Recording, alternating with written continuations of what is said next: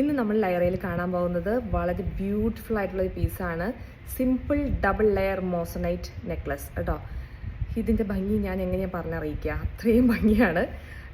Complete real മോസണൈറ്റ് സ്റ്റോൺസിലാണ് ഈ double layer necklace വന്നിട്ടുള്ളത്.